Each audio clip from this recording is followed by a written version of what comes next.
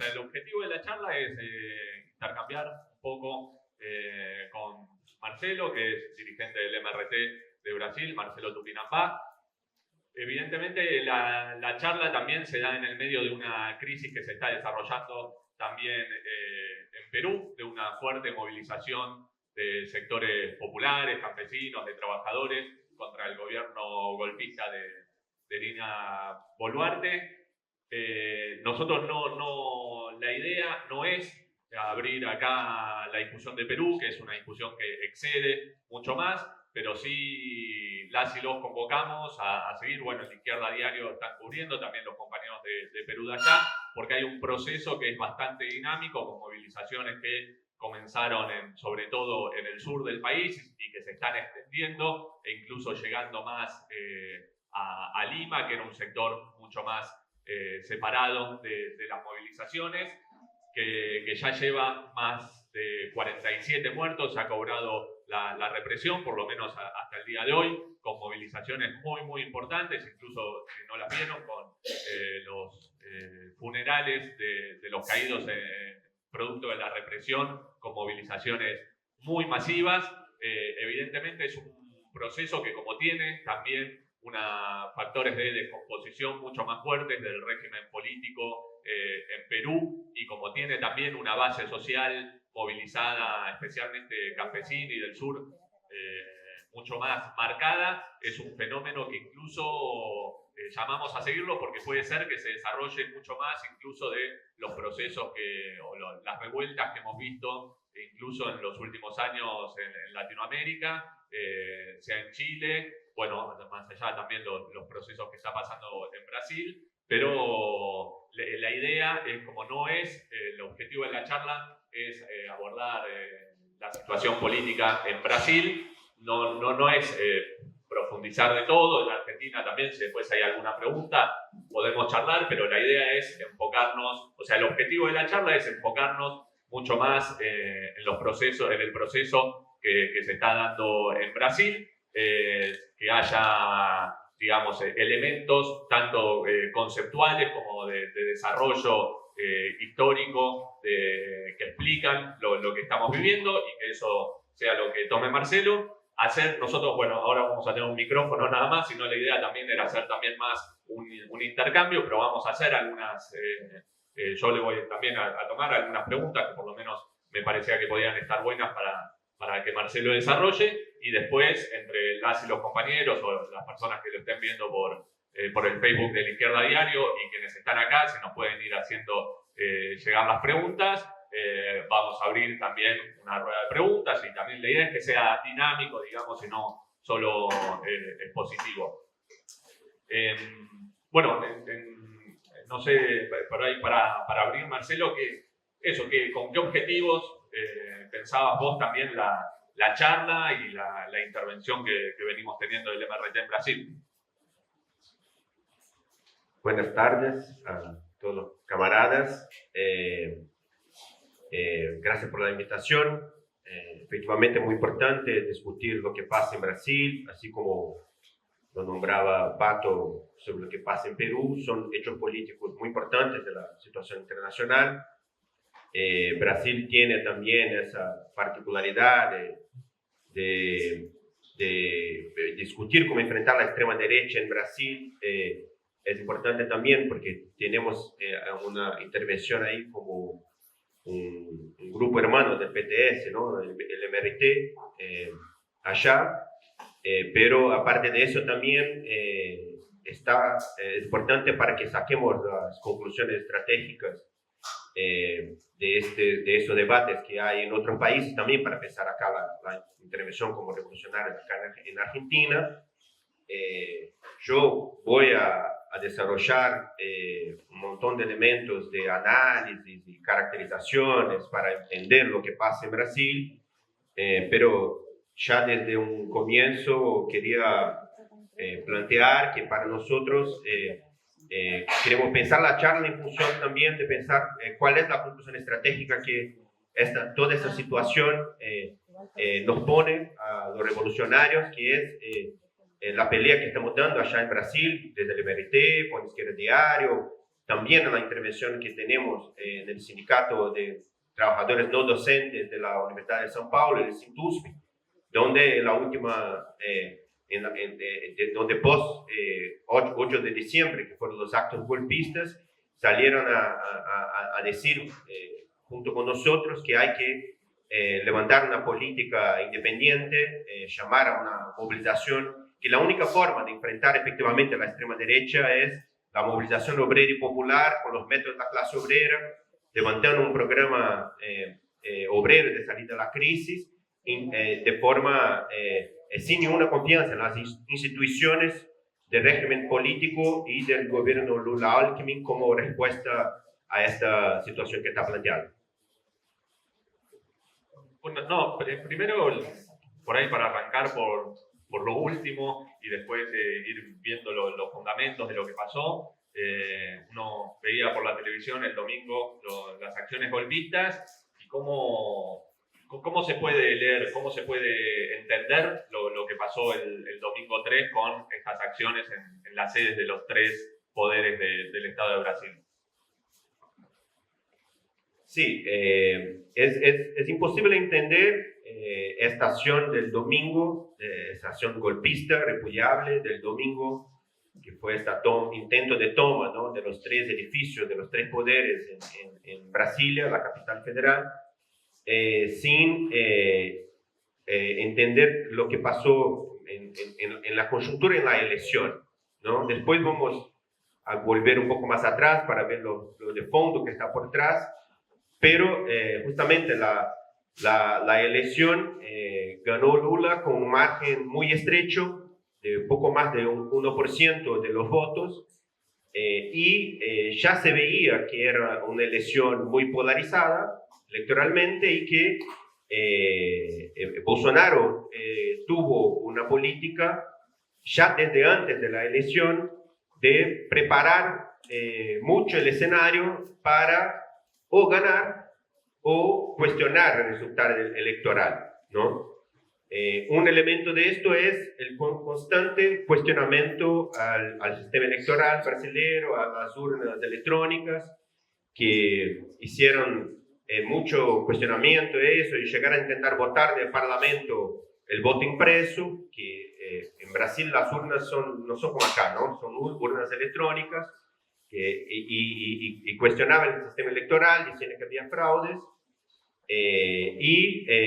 eso era una forma de preparar para, en caso de una derrota, tener un cuestionamiento, también como hizo Trump, ¿no?, en Estados Unidos, que también tiene, en Brasil ahora tiene, como pasó también en Estados Unidos, alrededor de un 30%, tiene varias encuestas, un 30% que cree que fue fraudada la elección, que el resultado que Bolsonaro lo ganó y que fue fraudada.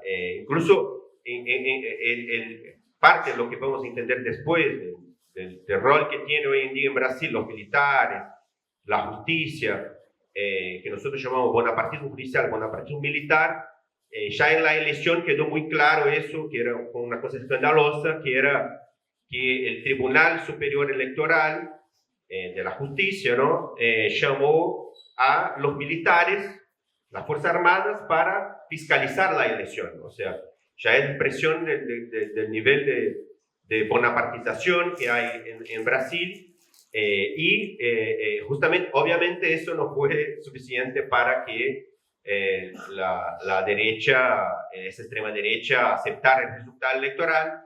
Entonces, después del resultado electoral, empezaron a hacer una serie de manifestaciones. Antes de post-electoral, es importante ver que el bolsonarismo pasó por un proceso, digamos, de cambio durante el gobierno, ¿no? Después vamos un poco más detrás para entender el golpe, donde surge el bolsonarismo, pero durante su gobierno y mucho en la misma elección, pasó un proceso que nosotros definimos como un proceso de institucionalización del bolsonarismo en su momento.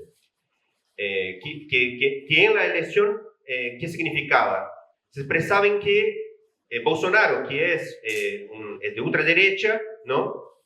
Que odia a la clase trabajadora, pasó miles de ataques, odia a las mujeres, los negros, LGBT, trató de, durante la elección, hacer un discurso más institucionalizado y ya intentando responder un comienzo de lo que nosotros llamamos de un cambio en el marco estratégico o un cambio de la correlación de fuerzas nacional, que se expresaba en la elección, donde Lula lideraba las encuestas y Bolsonaro intentaba ganar un sector del centro del país, disputar un sector que es antipetista, pero que tampoco es bolsonarista. Intentaba disputar ese sector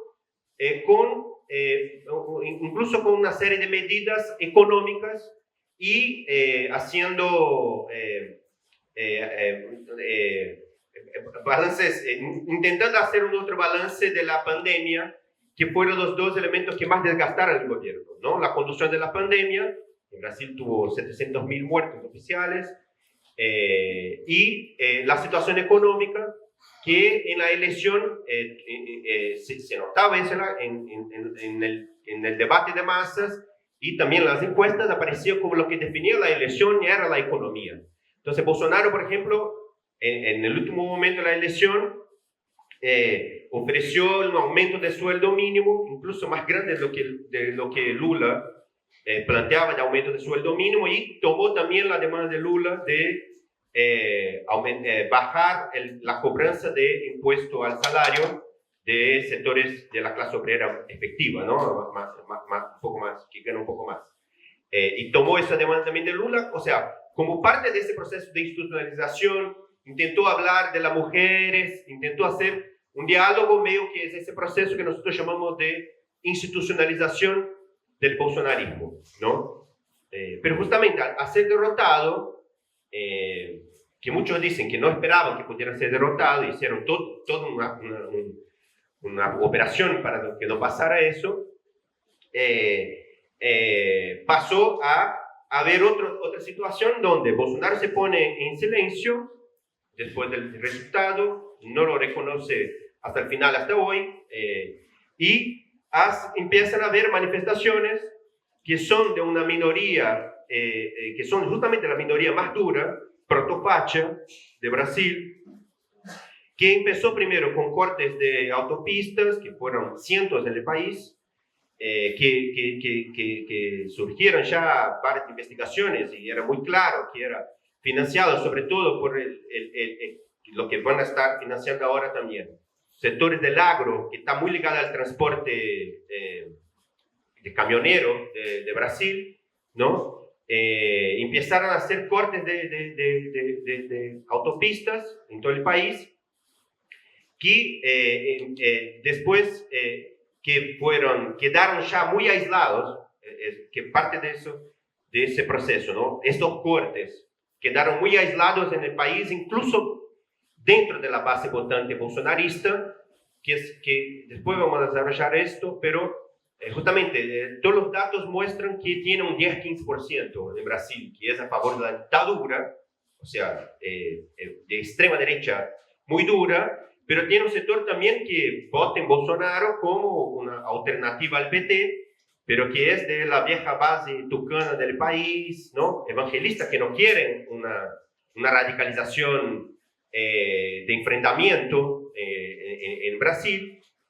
Entonces ese sector fue, desde el resultado electoral, fueron habiendo esas acciones y un proceso de aislamiento de ese sector de la sociedad, incluso separándose de esa base más de la elección. Aún ese sector del 30% que no reconoce el resultado electoral, no es que tampoco sumaba a las manifestaciones, ¿no? Después que hay esos cortes, y empiezan a haber cortes más violentos, y empieza a haber incluso enfrentamiento, porque ahí ya el gobierno electo y toda la izquierda bastante adaptada llamaba a actuar las instituciones, ¿no?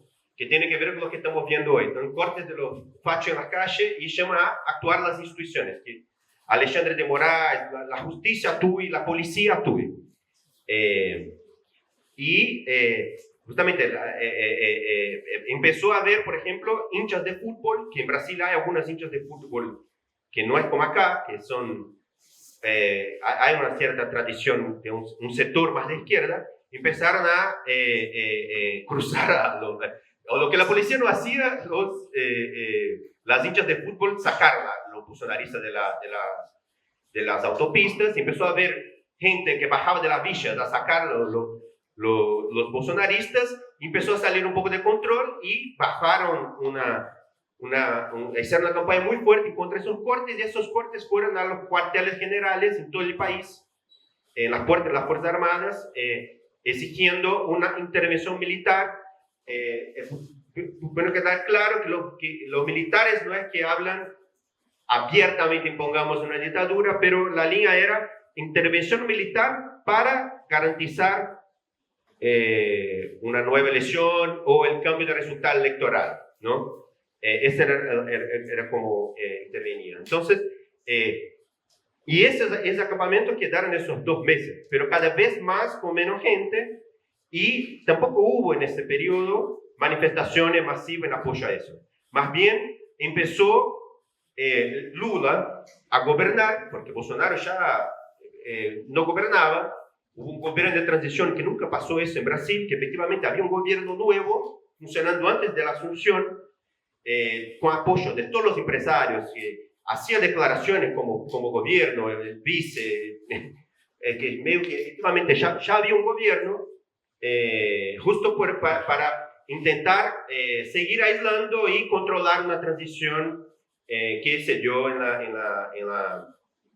la asunción, ¿no? Este acto del 8 de enero es el punto más alto y más fuerte de esos sectores, aunque fueron, imagínate que las movilizaciones bolsonaristas, entre comillas, ¿no?, de ultraderecha, pero pacíficas, o sea, que no era de enfrentamiento abierto, que era como parte de movilizaciones también electorales, juntaban 1 millón de personas. En Brasilia eran 5.000, dicen. Y era justamente el sector más radicalizado, que son, ahí ya están saliendo datos, que tiene justamente financiamiento de varios sectores del agro, que son incluso de las zonas que agarran los desmatamiento ilegal, ¿no?, del problema de grillaje, ¿cómo se dice grillaje? Bueno, explotación de minería ilegal, ¿no?, de bajar la floresta ilegalmente, o sea, y sectores incluso que hay denuncias de relación con el narcotráfico de otros países, o sea, una burguesía que se beneficia justamente de un gobierno como el de Bolsonaro, pero cada vez más, incluso en este proceso, incluso empresarios bolsonaristas muy importantes iban a declarar que, bueno, ahora el gobierno es Lula y es un nuevo gobierno. O sea, es un sector que ya estaba aislado y que esa acción más bien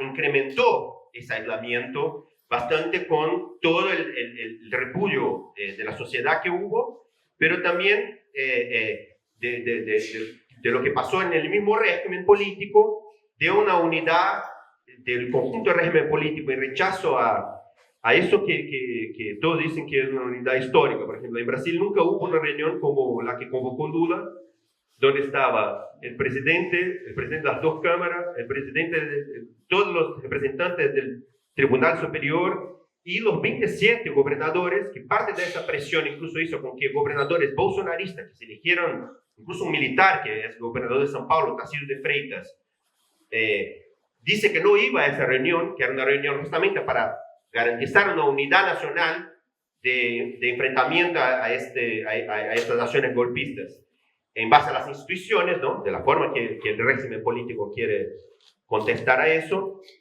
Pero al final incluso ese Tarcísio de Freitas fue a esa reunión de gobernadores que expresa este clima, ese aislamiento político de esta acción, que incluso algunos representantes de la extrema derecha internacional, muy aliados de Bolsonaro, se ubicaron en contra, la Meloni de Italia, de Israel también, qué sé yo, casi que el único que no habló nada fue Trump, que es justamente el hermano de Bolsonaro y que no por lo menos tiene tantas comparaciones con lo que fue el Capitolio, ¿no?, en Estados Unidos hace 2 años.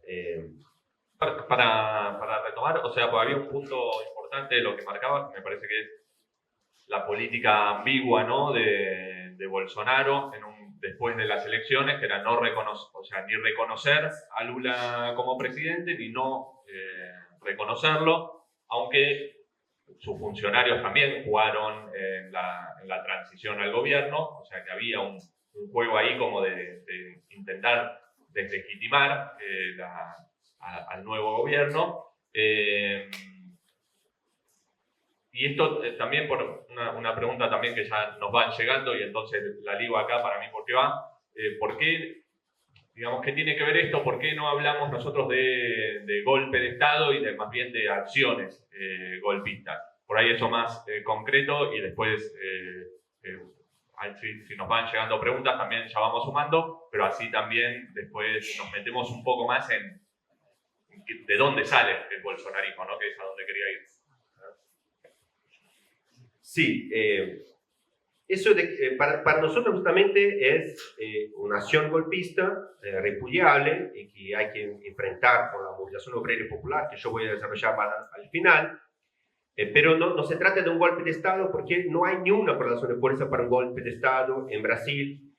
Ya no hay, ya desde hace bastante tiempo, incluso nosotros en Brasil veníamos discutiendo eso porque es toda una presión nacionalmente que va desde la discusión de caracterización incluso del gobierno y que caracterizan como un gobierno fascista, y nosotros no discutimos en contra de esa caracterización porque si bien tiene sectores de la base bolsonarista que son protofachos, como yo estaba diciendo, en el mismo gobierno Bolsonaro fue en este proceso de institucionalización en el marco de su política de extrema derecha, que pasó muchísimos ataques, ¿no?, a los trabajadores. Después yo voy a desarrollar esto, ataques muy importantes.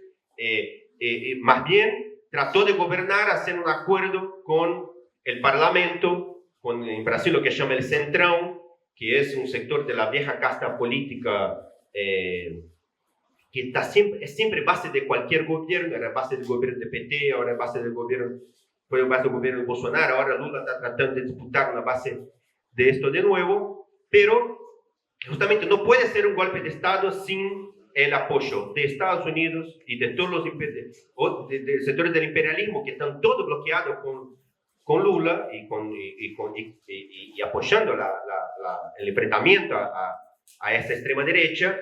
Está ligado a ese enfrentamiento más de fondo a nivel internacional en Estados Unidos con el trumpismo también, y en el mismo Brasil justamente hay un proceso de desgaste también a lo largo del gobierno de la capacidad que tiene Bolsonaro para movilizar esta base reaccionaria que viene del golpe institucional más fuerte de lo que tiene sus intenciones. No es que Bolsonaro no quería avanzar en un régimen más cerrado, más bonapartista, incluso que tiene elementos de ideas más fascistizantes, pero la realidad le impone límites y por eso ya no había de antes y ahora tampoco para nosotros hay base para un golpe de Estado en Brasil. Bueno, y ahí, tomando, digamos, por esto, que incluso salía en diarios alemanes, ¿no?, ya hasta las cámaras alemanas, hablando con la central industrial, digamos, de Brasil, diciendo, miren, un golpe no, digamos, porque hay negocios burgueses que mantener y evidentemente no da la relación de fuerzas. Pero vos nombrabas, o sea, dos cosas al pasar por ahí y ya meternos más en eso. que es, hablaste de bonapartismo militar y de bonapartismo judicial. Acá en Argentina, bueno, en las Fuerzas Armadas, desde la última dictadura, por cómo se dio la salida de la dictadura, con movilización, el fracaso de la Guerra de Malvinas, los juicios que se desarrollaron, evidentemente es un proceso muy, muy profundo. No existen las Fuerzas Armadas como por lo menos para nuestra generación, ¿no? Digo, del 83 para esta parte, como un actor político, que por ahí eso, ¿por qué bonapartismo militar que expresa cómo son las Fuerzas Armadas en Brasil, qué peso tienen?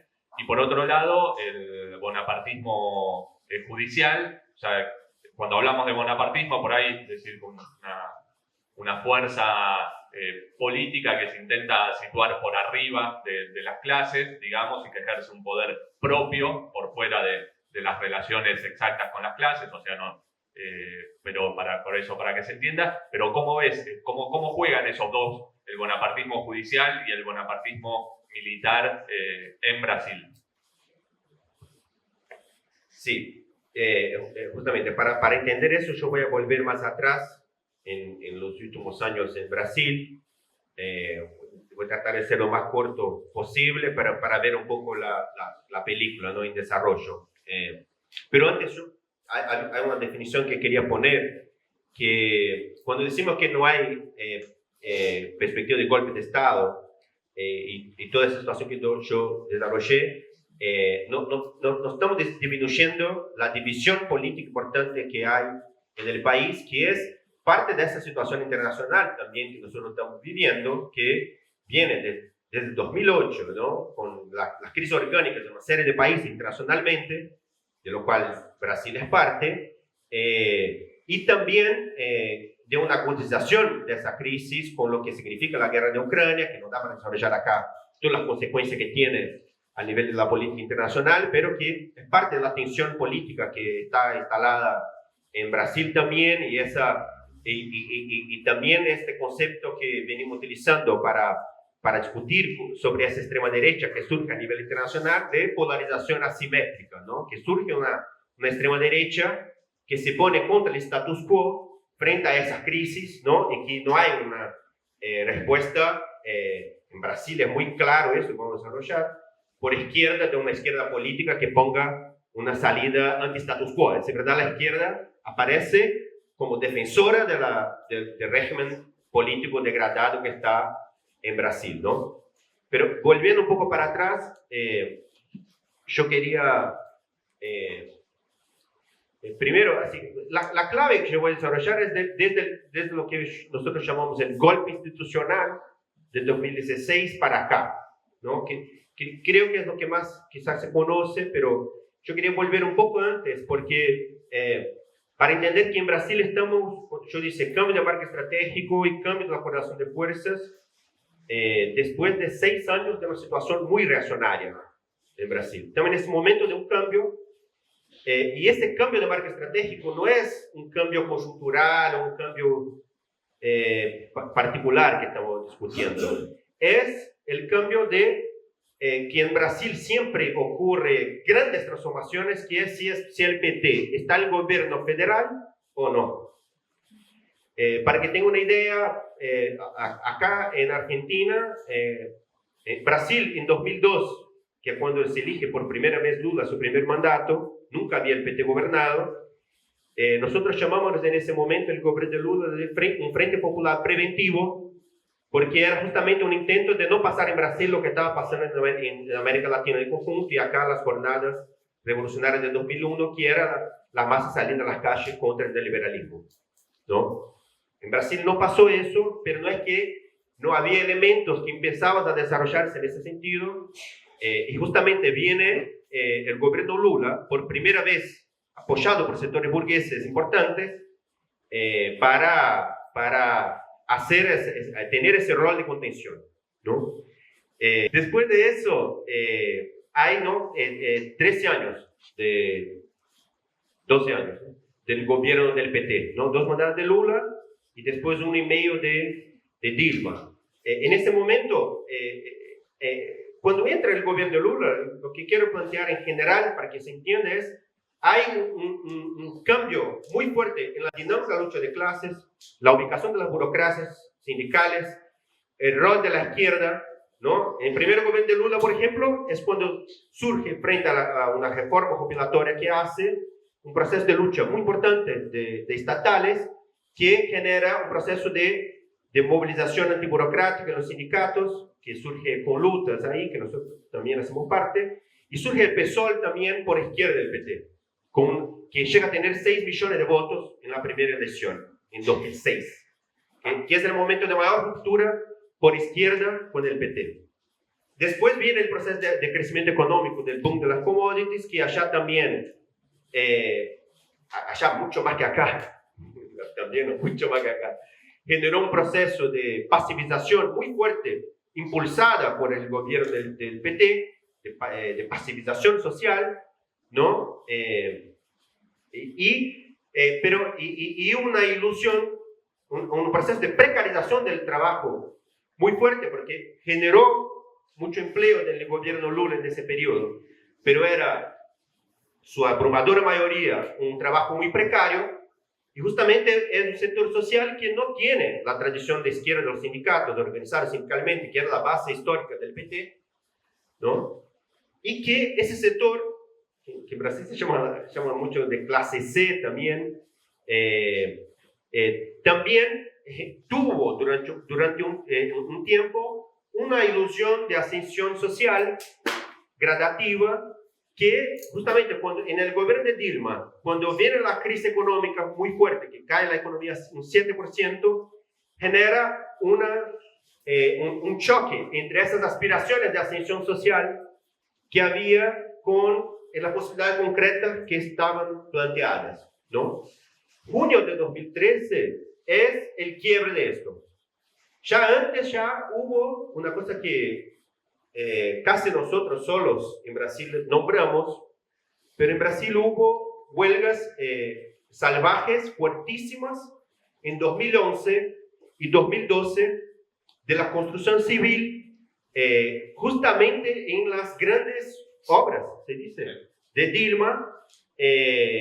Por ejemplo, hay una obra que tenía 33.000 obreros en la obra, y en ese cantero de obras hubo un levantamiento salvaje que pusieron fuego en todo por una demanda salarial, que era parte de eso, ¿no? Que el país creciendo y queriendo, incluso con métodos obreros salvajes, huelgas antiburocráticas, la burocracia no lograba controlar de ninguna forma, ya era expresión de ese choque con las aspiraciones sociales, porque había un sector precarizado que no estaba viviendo el país del ascenso económico, ¿no? O viviendo eso muy poco y base a mucho crédito, digamos, ¿no? Eso se choca mucho justamente en junio, porque la juventud sale a las calles como un estallido del aumento del pasaje, pero eso destapa una insatisfacción social muy fuerte. Primero la juventud, que frente a la represión que tienen las manifestaciones, que eran manifestaciones de izquierda chicas, de algunos miles, sale en todo el país la juventud primero, después se resuelven manifestaciones más masivas, ¿no? Que hay gente que plantea 2 millones, 3 millones de personas en las calles, que como toda manifestación espontánea era confusa, estaba en perspectiva de disputa, ¿no? Y lo que pasa justamente es que está el PT en el gobierno federal y las demandas de un sector masivo de izquierda que tenía mucho peso en las manifestaciones se ampliaron, porque iba a transporte de calidad, salud de calidad, tenía que ver con el choque con las obras de la FIFA, ¿no? del Mundial, y del choque de eso con las aspiraciones que había, y hay una represión. Hay una represión fuerte y un desvío que no atiende a las demandas de junio, pero justamente todo el PT tiene una interpretación de junio muy nociva, que está volviendo con todo, porque ahora hace justamente 10 años de junio, y es parte de la ideología que ponen ahora para ponerse en contra de cualquier manifestación de calle, porque la manifestación de calle alimenta a la derecha, ¿no? Porque la ideología que están rescatando ahora en de que solo tienen que actuar las instituciones, ¿no? Porque eso alimenta a la derecha. Todo en base a eso de junio, porque aunque junio tuvo esa demanda claramente de izquierda, tenía un sector de derecha que empezó a disputar, y el mismo globo, y ahí empieza actores que después van a ser parte del golpe institucional, a salir de la defensiva en relación al gobierno petista y pasar a buscar el impeachment, ¿no? El golpe institucional. Nosotros decimos institucional y no golpe parlamentario, porque justamente estaban las instituciones de la justicia y incluso al final, crecientemente, las Fuerzas Armadas actuando para sacar el PT del gobierno, para pasar ataques mucho más fuertes de lo que el PT estaba pasando, ¿no? Porque Dilma, cuando asume en 2014, ya hace ajustes en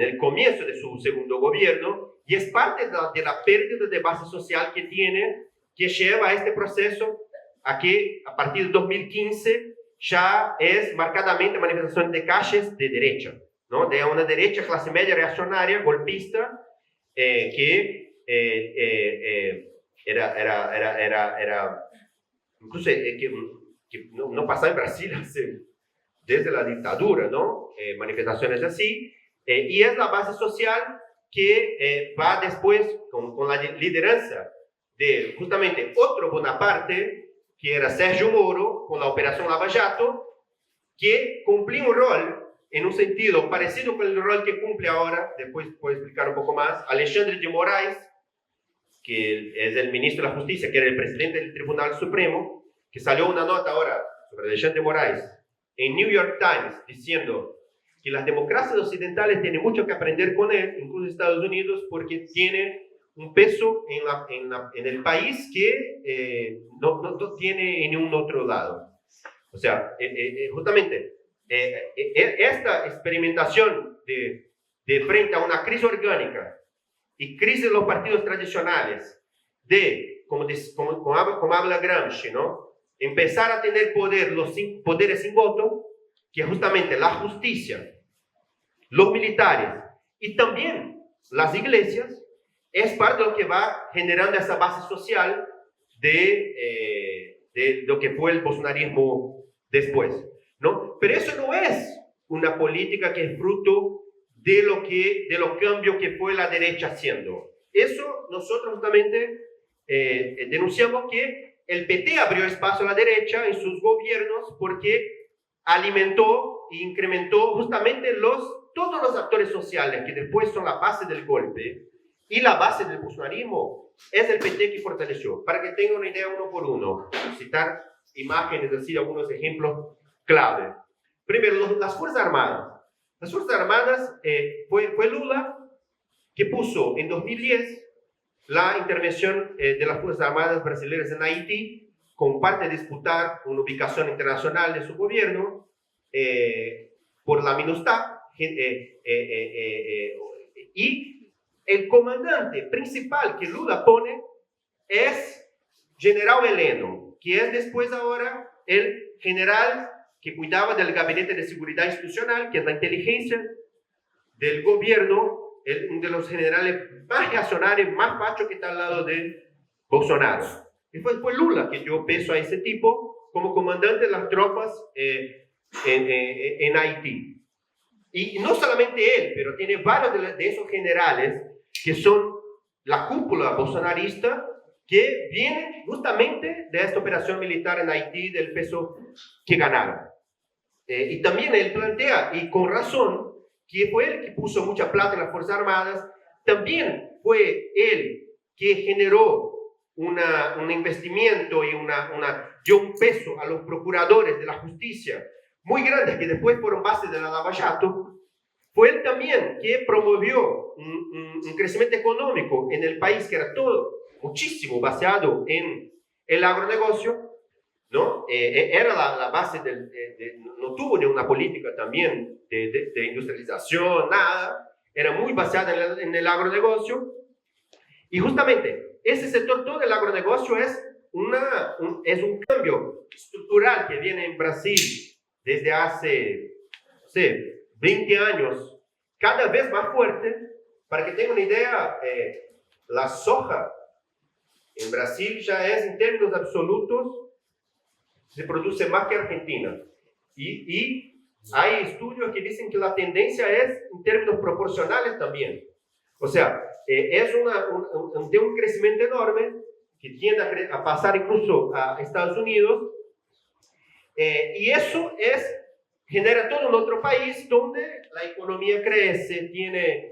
y es muy base de la alianza bolsonarista. El mapa de Brasil, ya no ahora en esa elección, ya en las otras elecciones anteriores, es muy marcado el voto, antes incluso de los tucanos, un voto de derecha en el país, basado en las ciudades que son del agro. El PT también tuvo una política, siempre tuvo mucha relación con la Iglesia Católica, y tuvo una política de intentar hacer frente a la Iglesia Evangélica, trayendo el Papa en Brasil, por ese crecimiento todo que hay, que justamente base, principalmente las neopentecostais, del crecimiento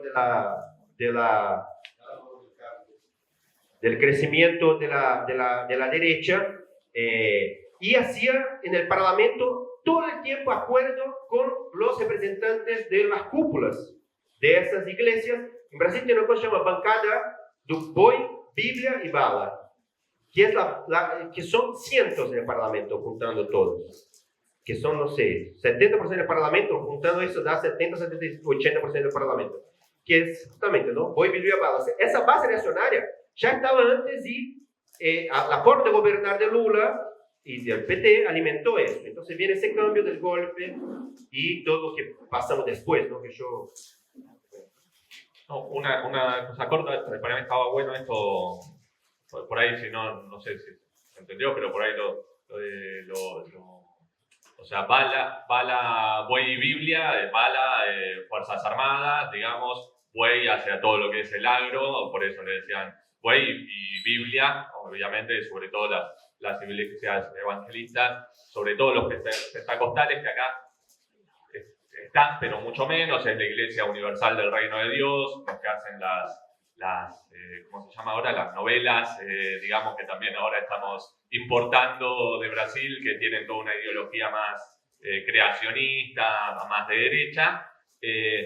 No, y que esto que vos decías, no es algo que decimos nosotros los factores que se desarrollaron durante el lulismo y, digamos, toda esa etapa del boom de las commodities después de los 2000, sino también, no sé, leíamos, ¿no? Acá el otro día Fernando Rosso también entrevistaba a unos sociólogos que sacaron un libro de Brasil autofágico, que se publicó acá también, y hablaban de esto, ¿no? Del desarrollo del agronegocio, una base de derecha, eso sí, también es para pensar en Argentina con el extractivismo. Lo de las Fuerzas Armadas, algo que a mí me había quedado de eso, y por ahí para entenderlo mejor, cuando fueron las Fuerzas Armadas de Brasil, que eran las que comandaron, a toda Argentina también mandó tropas, pero Brasil era la que comandaba, eran fuerzas como de ocupación, digamos, o sea, hacían un control policial, digamos, no iban a iban a Haití a controlar porque había un desastre social, y como eso después lo llevaron, la idea de hacer un control dentro del territorio nacional lo llevaron a Brasil, remarco esto porque en Argentina es algo que por ahí no todos, o no es algo normal que las Fuerzas Armadas ejerzan ese control. Y después, bueno, también lo de los bancos, ¿no? Cómo se desarrolló el capital financiero durante el lulismo. Pero me quedaba una pregunta, si quieren ahí también a Edu, a Daniel o a mí, los que tienen WhatsApp, ya si quieren nos van mandando y así ya empezamos a mechar más con otras preguntas, y si no van anotando y los compañeros nos acercan. Pero vos nombrabas a De Moraes, que es el juez que suspendió por 90 días al gobernador del Distrito Federal, y ahora había suspendido al encargado de seguridad que estaba en Estados Unidos, y ahora también lo mandó a traer, por decirlo de alguna manera. pero ¿por qué, digamos, de dónde sale de Moraes y cómo juega ese rol o sea, para que se entienda, es contradictorio, ¿no? Porque es un juez que suspende a un gobernador que fue votado hace 10 días, digamos, que es de derecha, es bolsonarista, pero sin embargo sin ninguna prueba, o sea, la justicia, el poder judicial se ubica por sobre digamos, por sobre la elección y decide, cuando decimos bonapartismo judicial, creo que eso lo expresa bien, ¿no? Como alguien que dice, bueno, este tipo suspendemos o no, pero ¿de dónde saca este poder y ese rol de Moraes? Claro, bueno, yo planteaba, ¿no?, que hay esa disputa, ¿no?, en los últimos años de quién tiene más poder en Brasil, ¿no? Hay una disputa entre bonapartismo judicial, bonapartismo militar, y ahora Lula intenta poner su peso también en esa discusión, ¿no? Yo voy a intentar volver a eso, pero para mí justamente hay que explicar un poco cuál fue la respuesta del régimen, ¿no?, a las naciones golpistas, que justamente uno fue esto, Alexandre de Moraes, sin ningún tipo de interpelación a la justicia, incluso apartó al gobernador por 90 días y asumió la vice. Como una decisión, incluso en Brasil se llama monocrática, que es un juez sacó un gobernador, ¿no? Que es parte de lo que, o sea, bueno, aparte de eso, metió preso al secretario de seguridad que era responsable de la policía de la provincia, ¿no?, del distrito federal. Pero aparte de eso también, después sacó un decreto que no se puede hacer cortes de vías. En los protestos pusieron todos los límites que te puedes imaginar de protestas. O sea, que es una serie de medidas que nosotros llamamos bonapartistas, que incluso hay un apoyo social importante en la sociedad de Brasil, incluso del sector progresista, porque se dirige contra la extrema derecha ahora, pero son parte de los mismos métodos que eran utilizados contra el PT y contra los movimientos sociales antes. Están rescatando justamente las discusiones que se hacían contra los manifestantes de junio, contra los manifestantes que eran llamados terroristas también. Ahora toda la izquierda, toda la derecha, disculpa, toda la izquierda incluso, asumió para sí el concepto de terroristas, que era una cosa que siempre han utilizado contra el MST, contra los movimientos sociales, contra la izquierda, asumió porque está en contra de la derecha, pero justamente la clave es que Alexandre de Moraes y todo el régimen político quiere dar una señal que la respuesta a la extrema derecha se da por la vía de las instituciones y por un endurecimiento de medidas judiciales y con una comisión parlamentar de inquérito, que en Brasil es muy famosa, las CPIs, que son, que tienen un dicho popular que siempre acaba en pizza, que nunca da en nada, pero que son una comisión en el Parlamento, CPI, Comisión Parlamentar de Inquérito, de investigación, que es una comisión del Parlamento que investiga, por ejemplo, investigó el CPI de la COVID para ver los crímenes de Bolsonaro y no doy nada. Yo para los políticos que estaban ahí a hacer política, pero no surgió nada para la población de ahí, ¿no? Ni una punición, nada. Y ahora también están discutiendo de hacer una CPI para averiguar lo que pasó. Incluso está recrudeciendo el tema porque hicieron un allanamiento en la casa del secretario de Seguridad del Distrito Federal, que es ex ministro de Bolsonaro, y ya hay una denuncia de que ahí había una minuta, un borrador de un decreto presidencial para no aceptar el resultado electoral. O sea, que ya hay una discusión de avanzar en un sentido jurídico, intentar dar un cuerpo jurídico a esa presión política que está contra la extrema derecha, pero en un contenido muy concreto, y ahí hay una disputa en curso, es muy importante, está totalmente abierto eso que estoy planteando acá, no se sabe cómo va a desarrollar, incluso los alineamientos están terminando de ponerse ahora, pero justamente tiene la línea por ahora de Alexandre de Moraes, y de una parte del régimen, es ir con todo arriba para punir los que tomaron los 3 edificios. Y quizá con eso hacer un juicio político a Bolsonaro y sacar los derechos políticos de Bolsonaro. Pero justamente tiene toda una línea que es de ir hasta ahí, ¿no? O sea, no solamente es por la vía institucional, pero es garantizando un pacto de impunidad contra el automando de los militares, el automando de las policías, el automando de los que fueron actores en el golpe institucional, incluso de los grandes empresarios que están por detrás no solamente de las acciones golpistas, ¿no? Pero ahí justamente hay una disputa porque es parte de la línea de Alexandre de Moraes, del bonapartismo judicial, de mantener su peso muy grande en el régimen, incluso para poder controlar también a Lula. Es importante ver que el Tribunal Superior, el STF allá, de la justicia, no es que juzgue ese tipo de cosas solo. Juzga la privatización de la Petrobras, apoyó todos los ataques económicos de los trabajadores, tiene un montón de privatizaciones de Petrobras, por ejemplo, que fue la justicia que avaló. Los tipos hacen el servicio todo el tiempo. No es solo que ayudar del golpe institucional. Son anti cualquier tipo de demanda obrera y popular, votan contra todas las huelgas. O sea, es una cosa terrible que justamente no solamente el PT, pero incluso la izquierda esté apoyando a que son por esas vías que vamos a enfrentar a la extrema derecha, ¿no? Y ahí el debate es si tiene que prender Bolsonaro o no, si tiene que sacar los derechos políticos o no, si ellos pueden se fortalecer de nuevo, porque están aislados, y si puede una presión mayor fortalecerlos, por ejemplo,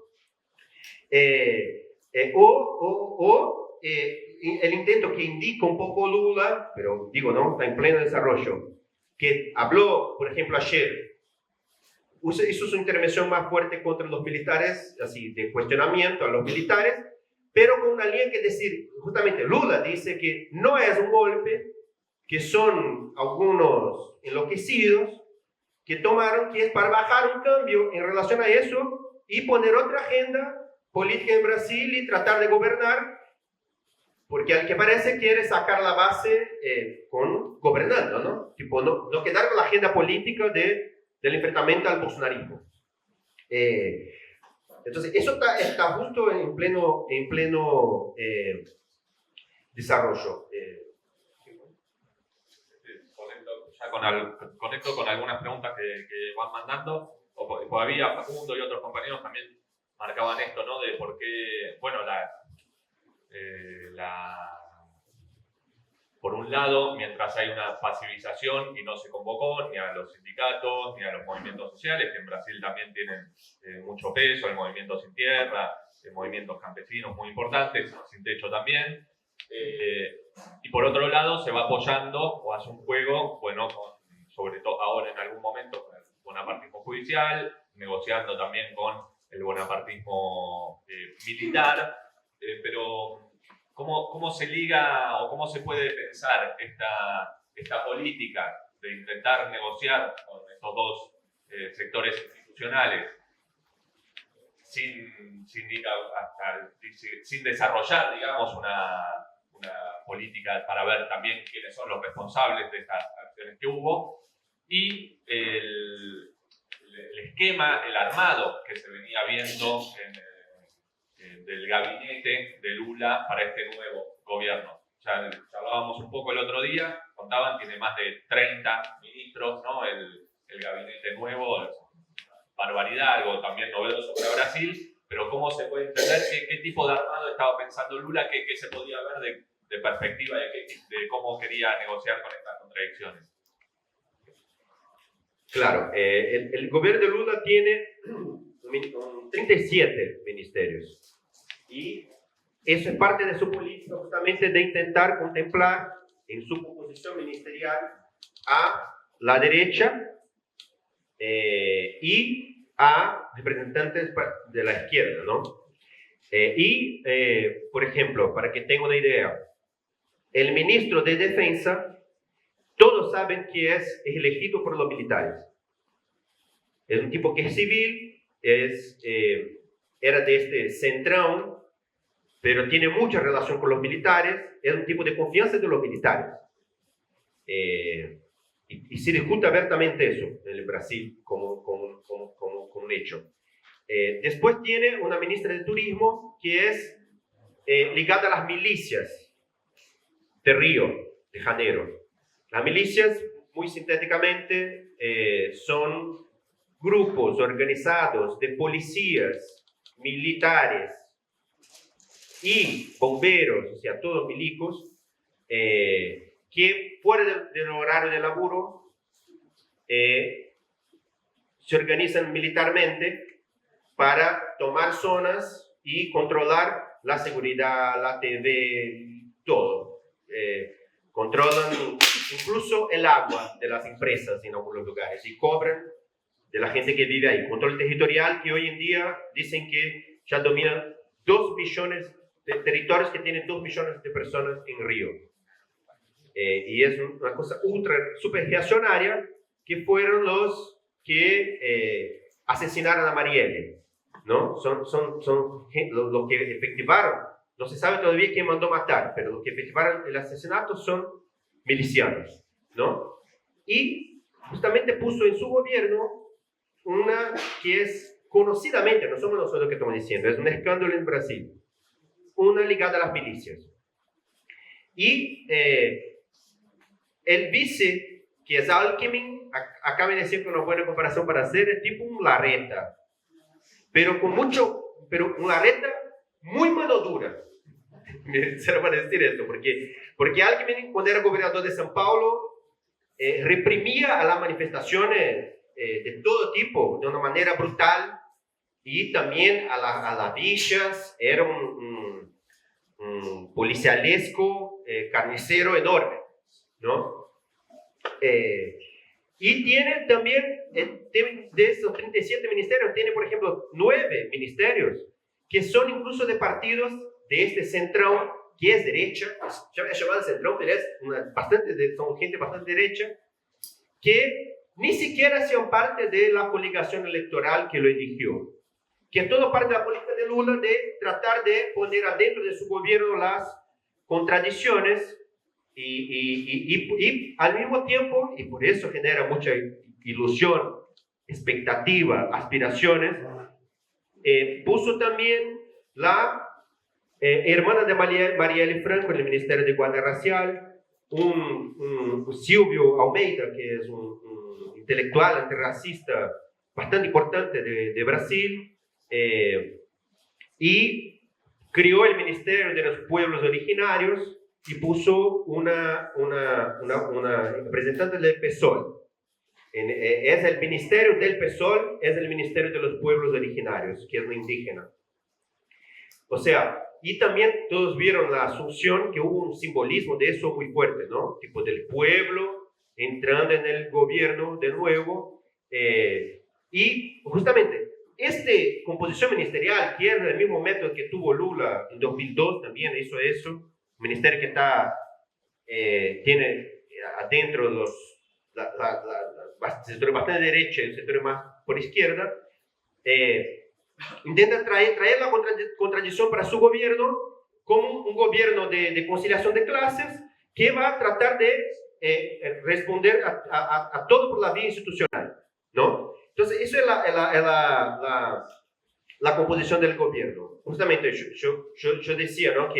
que hay un sector que no quiere ir a ningún tipo de investigación ni punición a los automandos militares, de la Fuerza Armada, de la policía, de los empresarios que están por detrás de los que...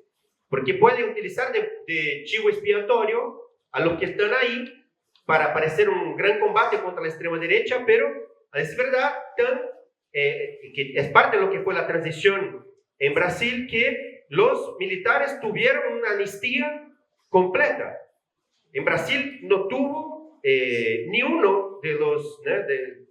en Argentina obviamente tiene sus límites, que nosotros sabemos, pero por lo menos hubo algunos procesos contra militares que allá no hubo nada, y son esos que no solamente es una cosa del pasado. Esos militares, por ejemplo, toda fecha del golpe de 64, hacen una manifestación reivindicando el golpe. O sea, eso es parte de lo que es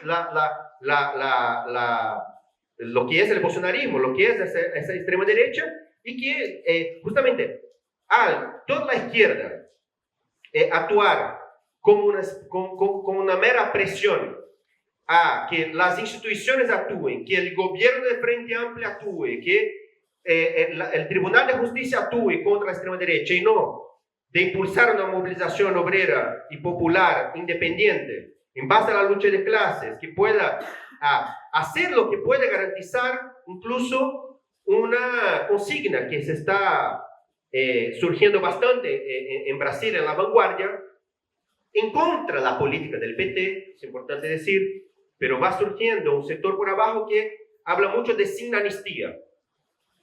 Ese sin amnistía, ese contenido está en disputa, porque un sector, el PT tuvo que adoptar un poco de esto sin amnistía, muy con calma, pero que intenta adoptar justamente para, por ejemplo, ir a agarrar esos botes expiatorios, chivos expiatorios, que tomaron o sacar los derechos políticos de Bolsonaro, por ejemplo, pero no para tocar a esos que son los mandantes de la extrema derecha en Brasil, ¿no? Entonces, ahí hay una gran pelea que nosotros estamos planteando, que es que la única forma de no tener amnistía es incluso porque se llegó a llamar el lunes manifestación, un sector de los movimientos sociales, del PSOL, llamó manifestaciones que juntaron unos 30.000 en todo el país, pero que eran justamente manifestaciones que venían muy para ser punto de apoyo a lo que estaba pasando por arriba, ¿no? Y no para impulsar una política independiente, porque era, justamente llamaban, las direcciones mayoritarias de esos actos llamaban como manifestaciones en defensa de la democracia. Y esa en defensa de la democracia es la democracia de Alexandre de Moraes. Es la democracia de este régimen que nosotros muchas veces definimos como régimen del golpe institucional. Este régimen que estoy planteando que tiene... Bolsonaro metió 6.000 militares en los cargos de confianza del gobierno federal. O sea, esta democracia nosotros no podemos defender, ¿no? La izquierda no está en general en defensa de la democracia burguesa. Nuestra perspectiva es otra, pero aparte de esto, incluso no es lo que está en cuestión ahora la defensa de la vieja democracia de 1988, cuando fue la transición democrática en Brasil, que fruto de la presión del ascenso obrero y popular, que no fue derrumbada la dictadura, pero hubo un ascenso y un desvío, que hubo una constitución con elementos más de izquierda. Aquella constitución y aquel régimen que la constitución de 88 ponía no existe más. Ahora el régimen que quien manda es Alexandre de Moraes, los militares todo el tiempo tutelando, y que justamente no se puede... no puede la izquierda, que es lo que está pasando, no solamente el PSOL, pero incluso otros sectores como el PSTU y el mismo otros sectores stalinistas también que crecieron en Brasil en el último periodo, no solamente participan de esas manifestaciones acríticamente, pero muchas veces son presiones, que la forma de parecer como más radicales que el gobierno y que Alexandre de Moraes es de punir más, ¿no? Y no de justamente levantar a una política independiente, con métodos independientes, con un plan de lucha, con los métodos de la clase obrera, con un paro obrero, ¿no? Un paro nacional que pudiera no solamente poner sin amnistía a los verdaderos responsables, como yo decía, pero una cosa que está guardada a secreto de 7 llaves, que es las reformas económicas reaccionarias de Bolsonaro, porque no se va a enfrentar a la extrema derecha y no se puede enfrentar el bolsonarismo sin derrumbar la reforma laboral que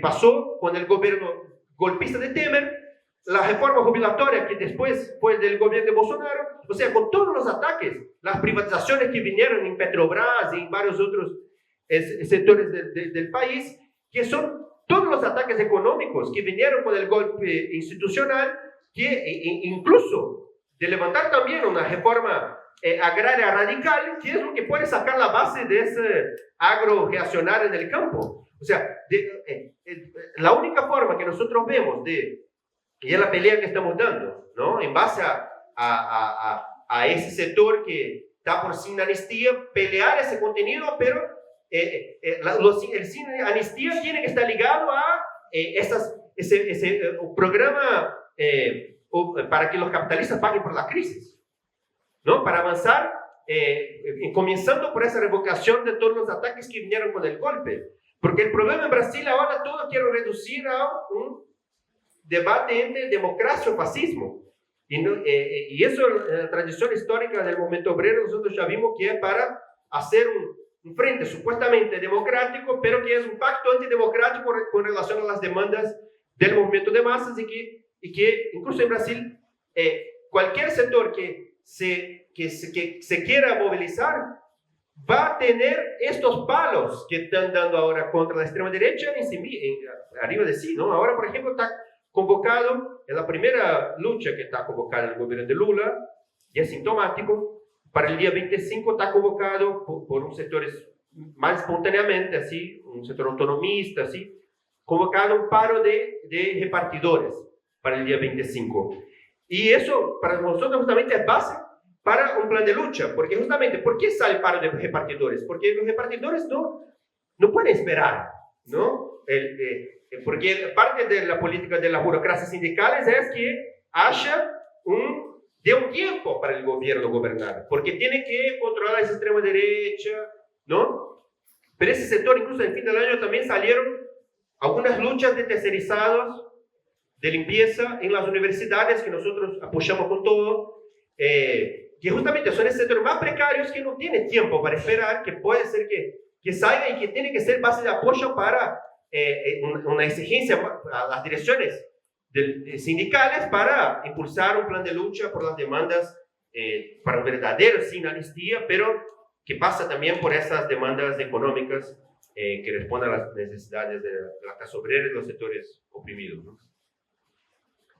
Bueno, ahí van llegando varias preguntas, algunas por Facebook, algunas creo preguntas también hacía Gaby sobre la izquierda y otros compañeros fui anotando que creo que están un poco respondidas acá. La izquierda, ¿no? También en Brasil, sobre todo el PSTU o de la tradición del morenismo, es un poco sintomático, ¿no? Porque cuando fue el golpe institucional a Dilma eran todos pro golpe institucional o cárcel a todos los políticos. Por ahí, para quien no conoce la corriente del morenismo, acá en Argentina es el MST e Izquierda Socialista, y ahora pasan, ¿no? Inmediatamente, como hacen una vuelta a campana, digamos, y a apoyar las movilizaciones en defensa del gobierno, lo cual muestra, bueno, también lo problemático, ¿no? De levantar una política independiente ahí desde la izquierda.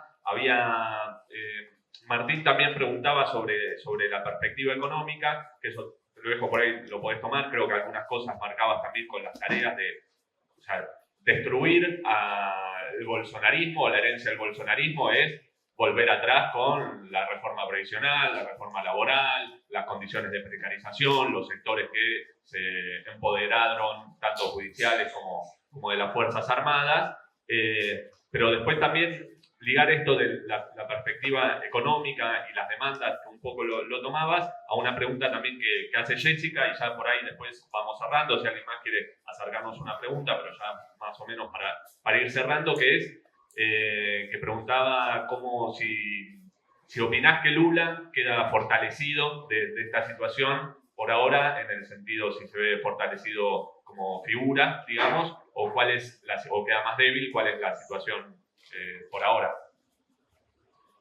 Empiezo por ahí, después voy a la izquierda. Como yo decía, esas acciones vienen dejando aislados ese sector de la extrema derecha y más bien nuestra caracterización es que políticamente tiene un efecto de fortalecer el gobierno. Incluso ayer, por ejemplo, había una entrevista con el ministro de Justicia que decía que nunca hubo un frente tan grande y tan firme con nosotros. O sea, ya es un frente que es importante ver que antes de la elección ya estaba bastante arreglado. Brasil tuvo un acto en el 11 de agosto, que era antes de la elección, que era justamente un acto en defensa de la democracia, entre comillas, que fue apoyado después, sacó un manifiesto que era con mucho peso de juristas, también del Poder Judicial, tenía miles de firmas, que parte de lo que Estados Unidos está haciendo en toda América Latina con el partido judicial, ¿no? Acá en Argentina también, en Perú también. O sea, parte de esto, y para que tengan una idea, el Senado norteamericano aprobó una moción de forma unánime en apoyo al manifiesto votado ahí. Y este manifiesto votado ahí también tenía apoyo de la Federación de las Industrias del Estado de São Paulo, que es la principal federación industrial del país, que era bolsonarista y se pasó a Lula. La FEBRABAN, que es la Federación Brasileira de Bancos. O sea, efectivamente ya había ahí un gran frente que también ahí participaron y firmaron el manifiesto juntos, todo el PSOL, incluso los dirigentes de los partidos estalinistas también. El PCTU en ese momento no firmó el manifiesto porque era muy escandaloso, que defendía la democracia norteamericana, era ese nivel, pero participó de las manifestaciones como parte de este nuevo momento de estar en ese lado, ¿no? Entonces, este frente es lo que yo digo que está ampliándose cada vez más. Cuando Lula hizo su ministerio, agarró una parte de este centrón, como yo decía. Y ahora, con el ataque que hubo, está con más unidad con las instituciones, con el gobierno, aún con las diferencias que hay, que están todavía discutiéndose de cómo encarar la crisis, ¿no? Como yo decía, no está muy claro hasta qué punto, por ejemplo, Lula está a favor de la línea de Alexandre de Moraes de ir con todo arriba de lo que tomaron y mantener esa agenda con todo peso. Da indicios que puede tener una línea más de intentar gobernar, poner otra agenda política y para no quedar en este tema. También con los militares, porque Alexandre de Moraes no habla de los militares, no tiene nada contra los militares. Y Lula hizo por primera vez en su vida casi una intervención hablando contra los militares. Entonces, eso está en disputa en este momento, pero en el marco de esta disputa para nosotros fortalece el gobierno, fortalece este régimen que nosotros llamamos a veces de régimen del golpe, ¿no? Que no es una democracia, es un régimen del golpe. Es donde asesinaron a Marielle y todo eso que yo desarrollé. Entonces, y la izquierda ahí, como yo decía, ¿no? El PSOL, que yo dice que fue fruto de un proceso de ruptura por izquierda con el PT en su comienzo. Después de junio, el PSOL logró una ubicación de capitalizar un sector, sobre todo en el movimiento estudiantil, en estatales, pero ocupaba un espacio electoral a la izquierda del PT, como una cierta representación de lo que queda de junio por izquierda, ¿no? Es decir, en el sentido de que junio desató muy fuerte un sentimiento, por ejemplo, antirracista, anti-LGBTfóbico, antimachista, no como grandes movimientos, pero que se expresa electoralmente, y el PSOE canaliza bastante eso. Entonces, tiene muchas, por ejemplo, esa indígena era justamente una diputada federal que fue electa por el PSOE, eligió otra indígena en Minas Gerais también. O sea, los movimientos sociales, el PSOE lo canaliza institucionalmente, no utiliza eso para impulsar la lucha de clase de ninguna forma, ¿no? Pero expresa un sector social que podría ser base para esa política, pero no la tiene, ¿no? Y entonces el PSOE tiene eso, pero justamente cuando viene el golpe es un testeo para toda la izquierda en Brasil, ¿no? Y allá nosotros tenemos ese problema importante que las principales organizaciones trotskistas que hay en Brasil tienen un peso enorme el morenismo, ¿no? Y el morenismo, como nosotros sabemos, cuando hay cualquier tipo de movimiento contra un gobierno, se ponen a favor y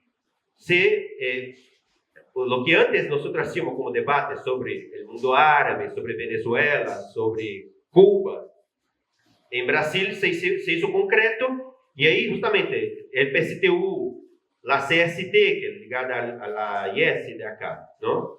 El MES, que después se ubicó, que era ligada al MST, ahora no es más, pero que después se ubicó, pero en comienzo se puso totalmente golpista también. O sea, eso abrió incluso una crisis importante del trotskismo, ¿no? El PSTU entró muy en decadencia, tuvo una ruptura al medio, la CST también, allá no existe el PO, no está, y eso incluso abrió espacio para el crecimiento del estalinismo, porque era un grupo muy chico que empezaron a crecer por esa falta de respuesta de una política frente al golpe de independencia de clase, ¿no? Porque el PSOL se dividió al medio de un sector que se ponía contra el golpe, pero adaptado totalmente al PT, y el otro sector era el golpista, ¿no? Había una tercera política de independencia de clase que era contra el golpe independiente del PT. Lamentablemente quedamos solos con esa política en Brasil. Y eso justamente ahora se cambia, ¿no? Con el cambio de marco estratégico, ya en la segunda vuelta electoral, el PSTU y todos esos estalinistas que participaron con candidatos separados en primera vuelta ya estaban totalmente adaptados al Frente Amplio, hicieron campaña bastante críticamente, y ahora justamente están siendo a la izquierda de esta presión a las instituciones, ¿no? Que justamente la clave es batallar por una política distinta, ¿no? Que yo planteé ya antes, ¿no? Bueno, por ahí ya para cerrar, yo dos comentarios. Uno, todo esto pueden seguirlo también, obviamente, en Izquierda Diario. Hay un sector, una parte de las notas, están las de Izquierda Diario también propiamente dichas, donde también por esto de la izquierda, les comento, hay una serie de videos, debates, ¿no? De intelectuales que están tipo en YouTube, tipo podcast, que por ahí son entendibles para quienes quieran profundizar ahí también con el rol de la izquierda, para ir siguiendo un poco más fino, por ahí para quienes les interese. Pero bueno, ya después hacer un cierre de qué apuesta está haciendo el MRT ahora, cuando hay una situación de pasividad, si se quiere, dentro de la clase trabajadora, pero una clase trabajadora en Brasil que tiene un fuerte peso, digamos, no es una clase trabajadora menor, sino que tiene sectores muy desarrollados, o sea, también de petróleo, bueno, donde están también ustedes, automotrices. O sea, ¿cómo es el trabajo que están haciendo, la apuesta que están haciendo para el trabajo del MRT? Justamente, yo planteaba que los sectores del movimiento obrero que parecen que no pueden tener una luna de miel con el gobierno es justamente el sector más precarizado, y puede ser que son indicios de que puede venir primero de ahí quizá el movimiento obrero, los procesos.